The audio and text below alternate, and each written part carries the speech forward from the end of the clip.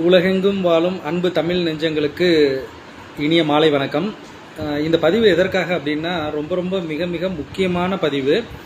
எதற்காக அப்படின்னா இந்த சூழலில் இன்னைக்கு தேவையான ஒரு பதிவு என்ன அப்படின்னா, இந்தியாவில் அளவுக்கு அதிகமாக சோளம் இறக்குமதி பண்ண போகிறாங்க. இனிமேட்டு அடுத்தது இந்த சோளம் இறக்குமதி பண்ணுறதுக்கான ஒப்பந்தம் பண்ணியிருக்கிறாங்க அமெரிக்காவோட.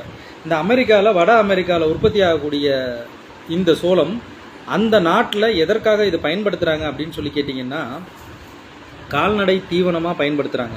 First point. செகண்ட் பாயிண்ட் என்னன்னு கேட்டிங்கன்னா, பசைகள் தயாரிக்கிறதுக்கு ஒட்டுறதுக்கு இந்த இந்த பொருளை பயன்படுத்துகிறாங்க. இதுக்கு மட்டும்தான் அதிகமாக பயன்படுத்துகிறாங்க. இந்த மக்காச்சோளத்தை நம்ம விரும்பி சாப்பிடக்கூடிய ஸ்டார் ஹோட்டல்லையோ அல்லது ஸ்நாக்ஸாக குழந்தைங்க சாப்பிடக்கூடிய ஸ்வீட் கார்ன் அப்படின்றதா தான் பார்ப்பாங்க. ஆனால் இது ஸ்வீட் கார்ன் அப்படின்னு சொல்லக்கூடிய ஒரு உணவுப் பொருள் அல்ல. நல்லா தெரிஞ்சுக்கங்க. குழந்தைகள் இதை பார்த்துக்கிட்டு இருக்கீங்கன்னா தயவு செய்து இனிமேட்டு இதை சாப்பிடாதீங்க. காரணம் என்ன அப்படின்னு சொல்லி கேட்டிங்கன்னா, இதுக்குள்ளே எதெல்லாம் விலங்குகள் உயிரினங்கள் இருக்கோ, பாம்பு, பல்லி, தவளை, எல்லாத்தோடைய தேல், எல்லாத்தோடைய உயிரினங்களுடைய மரபணு ஜீன் இதுக்குள்ளே இருக்குது. ஸோ அந்த ஜீன் உள்ளுக்குள்ளே இருக்கிறத சாப்பிடலாமா? அதை நல்லா புரிஞ்சுக்கங்க. இந்த இந்த ஜீன் இதுக்குள்ளே இருக்குது அப்படின்னா அதே பல்லியை நீங்கள் சாப்பிட்றதுக்கு ஈக்குவல். ஏன் பாம்பு, பல்லி, தவளை இதோட ஜீன் பூரா இதோட ஜீனை தூக்கி இதுக்குள்ளே வச்சு இதை நமக்கு உணவுப் பொருளாக கொடுக்குறாங்க அப்படின்னா, இதை வச்சு ஆராய்ச்சி பண்ணுறாங்க. உலக அளவில் விஞ்ஞானிகள் ஆராய்ச்சி பண்ணுறாங்க. இதற்காக அவங்க நாட்டில் ரட்ஜஸ் யூனிவர்சிட்டி அப்படின்றதுல கலோட்டி அப்படின்றவருடைய ஒரு ஆர்டிக்கல் இருக்குது.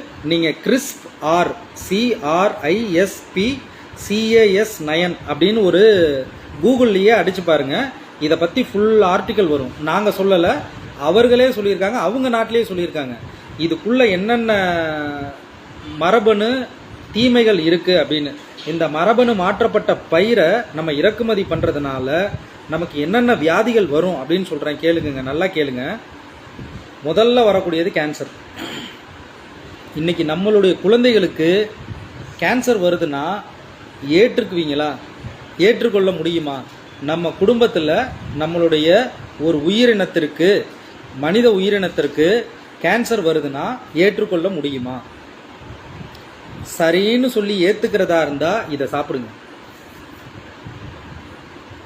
கேன்சர் மட்டும் இல்லை, இதை வச்சு பல்வேறு ஆராய்ச்சிகள் பண்ணுறாங்க. குழந்தை இல்லாமல் இருக்கிறதுக்காக அவர்களுக்கு என்னென்னலாம் இதை வச்சு கொடுத்தா டெஸ்ட் பண்ணலாமோ, சமீபத்தில் நடந்த இந்த கொரோனா கோவிட்லையும் அதற்கு சிகிச்சை கொடுக்க முடியுமா அப்படின்னு பார்க்குறாங்க. ஏன்னா இந்த கிறிஸ்ப் CR9ங்கிறதுக்காக பல கோடி ரூபாய் செலவு பண்ணிட்டு இருக்கிறாங்க. ஸோ அதைத்தான் இன்னைக்கு நம்ம நாட்டில் இறக்குமதி பண்ண போகிறாங்க. இறக்குமதி இப்போ வரைக்கும் நமக்கு கிடைச்சிட்டு இருக்குது இந்த மரபணு மாற்றப்பட்ட மக்காச்சோளம். ஸோ தயவு செய்த நண்பர்களே, அருமை தமிழ் உறவுகளே, இதை தீயில போட்டு எரிச்சிங்கன்னா கூட இதோட சுவாசம் நம்மளுடைய மண்ணுக்கு தீங்கானது. நல்லா கேட்டுக்குங்க.